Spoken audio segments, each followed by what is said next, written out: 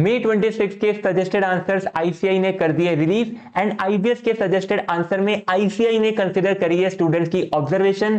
बहुत ही अच्छा मूव है। क्या क्या चीजें आईसीआई ने कंसीडर करी है क्विकली करते डिस्कस। तो यहां पर अगर आपको याद होगा आईबीएस के एग्जाम में केस स्टडी नंबर 2 में क्वेश्चन 2.1 एंड 2.2 में अल्टरनेटिव आंसर बन रहे थे ए और सी एंड आईसीआई ने दोनों आंसर को कंसीडर कराए। एग्जाम के बाद आईसीआई हमेशा स्टूडेंट को रिक्वेस्ट करता है कि जो भी एग्जाम पेपर में आपकी ऑब्जर्वेशन है, जो भी मिस्टेक्स आपको लग रही है, अल्टरनेटिव लग रहे हैं, प्लीज मेल कर दीजिए। तो हमने भी इस बार आईसीआई को मेल करे थे। तो सभी स्टूडेंट्स को बहुत बहुत थैंक यू एंड आईसीआई को भी बहुत ज्यादा थैंक्स कि आपने सभी मिस्टेक्स को एक्सेप्ट करके सजेस्टेड आंसर में कंसीडर करा। तो स्टूडेंट्स की इवैल्यूएशन के अंदर भी सेम चीजें कंसीडर हुई होगी।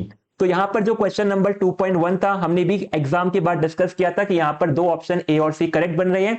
2.2 के अंदर भी दो ऑप्शन करेक्ट बन रहे थे ए एंड सी एंड दोनों आईसीआई ने सजेस्टेड में कंसीडर करे। सिमिलरली केस स्टडी नंबर 3 के अंदर क्वेश्चन 3.4 में एक भी करेक्ट ऑप्शन नहीं बन रहा था क्योंकि यहां पर आईसीआई ने एक जो स्टेप था वो इनकरेक्ट दे दिया था तो पूरा आंसर बिगड़ गया था। एंड यहां पर आईसीआई को हमने सेम मेल भी किया था। क्वेश्चन 3.4 के अंदर आपने अपलोडिंग ऑफ गुड लिखा था जो कि अनलोडिंग ऑफ गुड्स होना चाहिए था। तो यहां पर भी आईसीआई ने स्टूडेंट्स की मिस्टेक्स को माना है और इसको अपने आंसर में कंसीडर करा। जिस भी स्टूडेंट ने क्वेश्चन 3.4 अटेम्प्ट करा होगा, भले ऑप्शन कुछ भी सिलेक्ट कराओ, आपको 2 मार्क्स का बोनस मिला है। And finally case study number 5 के अंदर क्वेश्चन 5.2 एएफएम बॉन्ड रिफंडिंग का क्वेश्चन था। 8 मार्क्स का क्वेश्चन बनता है, 2 मार्क्स के एमसीक्यू में आईसीआई ने पूछ लिया। उसके बाद भी करेक्ट ऑप्शन नहीं था। पूरा डिटेल हमने यहां पर सॉल्व करके बोला था कि सर यहां पर एक भी करेक्ट ऑप्शन नहीं बन रहा है। आईसीआई को मेल भी किया था, आईसीआई ने इसको कंसीडर करा है। तो इस क्वेश्चन के अंदर भी स्टूडेंट को 2 मार्क्स का बोनस मिला होगा।